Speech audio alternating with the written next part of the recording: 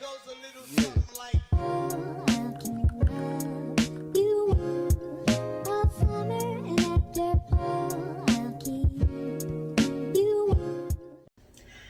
Hello literates, I'm Britt Ryderly and welcome back to Writer's Ambition. For those of you who've been hanging in since episode 1, use a real one. And for those of you who are just finding my humble channel, welcome. We hope you stay a while. So, I know I did the AuthorTube Newbie 2.0 tag a few weeks to a month ago, depending on when I decide to post this, maybe a bit longer.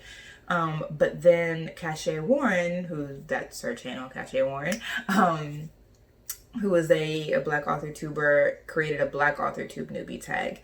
Well, not newbie, just a Black AuthorTube tag. To help us find each other. So Cache and the Melanated Fam did it, and I will post the link to her original video below, and she lists all the Melanated Fam, so I will just link you to her video.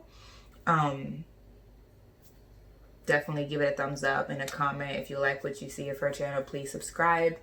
And yeah, so let's just get into it, because y'all know I talk a lot, so I have a script so I don't go too over, because these videos are still sized, so we got to be quick about it. Okay, so the first thing, introduce yourself, name, genre, publishing type, and title of current work in progress. So my name is Britt Ryderly. The genre that I write in is YA fantasy and speculative fiction. As those of you who've been watching since day one know, my publishing type, I hope to publish in traditional publishing.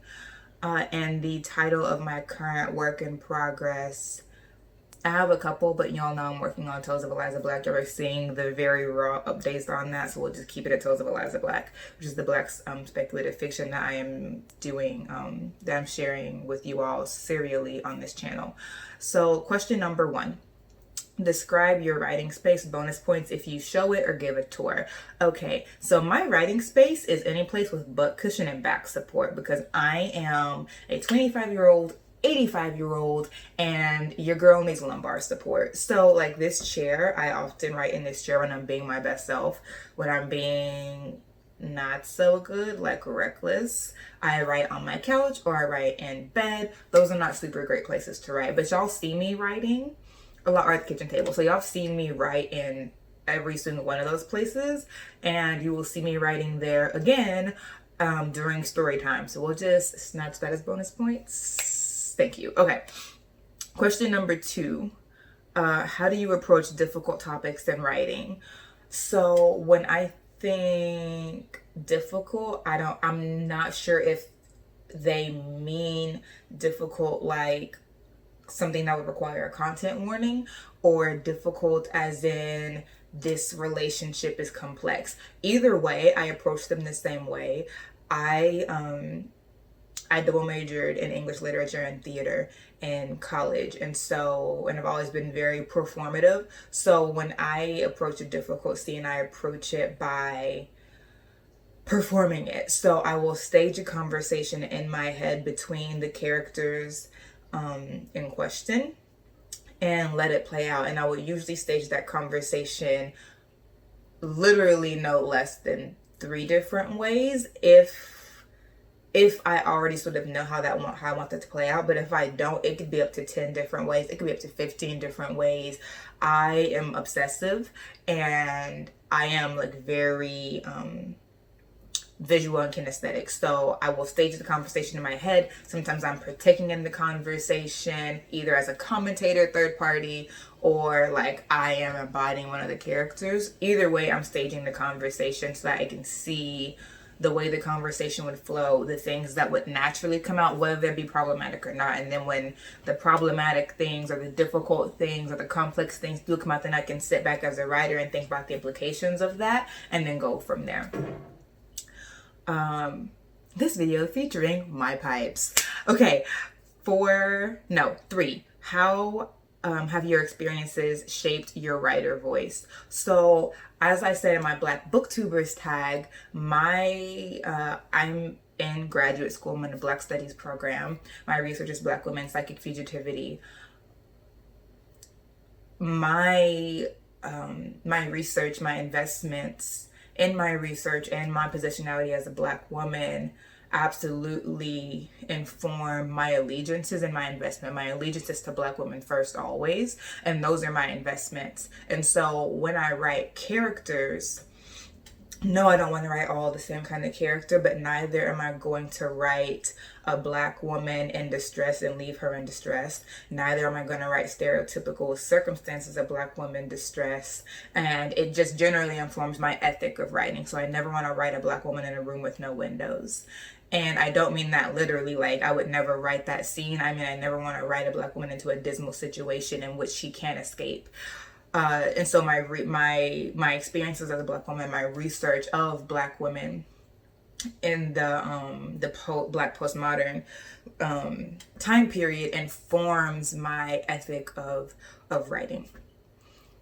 4, what season do you prefer to write in? I'm writing year round. The season that I really rejoice in writing is literally any season where the schoolwork is lesser. That season of my life has pretty much been suspended for the next 2 years. I don't know when next that season will come, but in general I enjoy writing when I can like give myself over to it. Yeah. Okay. Number 5, what genres do you want to get into but are hesitant about? Romance. I love Black love. I've told y'all again, the Black BookTubers tag, and possibly in other videos by now, depends on when I upload this, that this video also featuring a random Nat with boundary issues. Okay. So question 5, genre I want to get into, hesitant about. Yes, I remember. Romance. I love Black love. Oh, it makes my heart go pitter patter. I love it. As you know, as you might have noted by the fact that a lot of the books that I talked about in the Black BookTubers tag are romances, even though like I have to be reading in my genre of spec fic and YA fantasy to stay up in the field, in the market. I need a little bit of romance, but I don't think that I would necessarily be the best romance writer because I am dramatic. I'm dramatic. If you didn't know by now, you probably did, but if you don't know, now you know. Hey, so I'm very dramatic, and for that reason, I'm just like, I would have to find my own way into romance. I'm not a rom-com type person. There's plenty of banter in my writing, but I'm not gonna write something, I'm not writing a meet cute romance. I can't do it. I need something to blow up. I need something to hit the fan. And when I say hit the fan, I don't mean like someone said something on Twitter, miscommunication trope, blah, blah, blah. Like that's not the kind of hit the fan I talk about. I'm talking about like things are exploding. I'm talking about someone coming after you. I'm talking about the feds at the door. Like I need something dramatic to keep me interested. So I want to do Black romance, but I would just have to find my own way into it. And I know that there are romances that are more like adventure, there's a whole thing, but still I don't know. I would need a lot of action to, we'll see. Anyway, that's something I'd be interested in, but I'm not sure that I could. Anyway, 6, what would you tell other Black AuthorTubers that you wish someone told you? So I still think I'm pretty new. I'm not even 4 months old. So I don't know what I wish someone had told me yet. I feel like hindsight is 2020. I don't feel like I'm quite in 2020 range yet. 7, what Black authors had an influence on your writing style? So every Black author that I've ever read has had an influence on my writing style, even if it's like, ooh, do not let me write like that. But in general, to keep it brief, Black authors that have had a effect on my writing on two separate sides of the spectrum: Toni Morrison and Alexandria House. So Toni Morrison, literary fiction, right? Genius, ancestor. She taught me this one thing that I'll never forget, and it's that came from an interview she did with, I can't ever remember the name of the interview that she did with, but the essay is called, or the interview transcript is titled, "The Seams Can't Show," and she talks about, in response to the question of how do you write scenes so beautifully and so apt. Her answer is, I write the scene until it seems like it could not have been written any other way. I write it till the scenes don't show. Seeing the way that she writes really encouraged me to be as intentional, even though I'm not writing literary fiction, to be as thoughtful about my characters, to be as thoughtful about the implications of my characters culturally, socially, politically. And so Toni Morrison taught me to be that invested, if you will, in my work before anybody else is. Alexandria House, who's a Black romance writer, on the other hand, very contemporary, taught me to write what I know. Toni Morrison writes so beautifully because she is writing what she knows, but that's not what I know. Even if I recognize the vernacular as familiar to me, like it's how my grandmother talks, it's how my granddaddy talks, like it's familiar, but I don't talk like that. I recognize it, but I don't speak in that way. Alexandria House taught me to speak in the way that I know, when I was still caught up in all the literary fiction authors who I have been like studying and reading, whatever. Alexandria House gave me a contemporary way to speak in the way that I know, and for it to still be like amazing. I love the way Alexandria House's characters speak because it's also familiar to me, and I, grew up with people that speak like that. I have friends who speak like that now, and taught me that it can still be beautiful and laugh out loud, and just all the things that I think that Toni Morrison's writing is in a contemporary genre. So those two writers who taught me different ways of how to speak in familiar ways and beautiful ways and true ways for your character. Eight. What mistakes do you think the Black writing community makes when it comes to dealing with each other? I have no idea. This feels like a tea question, but I don't have any tea to pour. I just got here, so I don't have anything. Moving on. 9. What can we expect from your channel? Conversations about books and how books intercept and reflect culture, and original content. Get at me. 10. If you could collab with any Black AuthorTuber, who would it be? I'd be down to collab with any Black AuthorTuber. I got that new girl energy, so anyone that's like, hey, when I collab, I'll be like, me? Me? Are you your girl? Sure, darling. Like, when do you want? What do you want? I'm here for. Come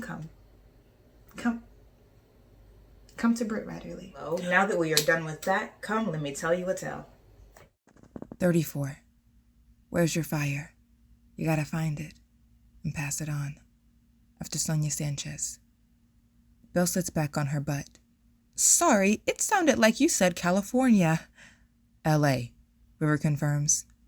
Right, so I know Belle refuses to acknowledge this pandemic, but you're old, so you should be circumspect. Don't try to big word me into compliance, Lazarus Gibson Baldwin. Don't work when James tries it, won't work from you. Great River, you think you're gonna get Rain and Lizzie the juice they need by pretending to poke around here when you know this is exactly where they ain't? You gotta dig with all you got because this pandemic is real, and it's probably putting a damper on folks looking for missing persons. I had to put on the show of my life to get Laz out for a walk. Belle's eyebrows are almost in her hairline. You think they're letting him cross state lines right now? Laz rubs the back of his neck. Let me worry about them. You got on board with that quick. Belle looks up at him. What happened to your fire from last night? Belle sighs and looks down. Even fire has direction. How are we going to get mobile enough to get to L.A.? I thought I was the reasonable one. We switching? Well, since you've tapped out as keeper of logic and good sense. It was a long night. Fine. And Great River, what are we going to L.A. for? River hands her the post-it, yellowed and curling. L.A., the U.S. hub, written and determined to print. Laz eyes the note over Belle's shoulder. U.S. hub?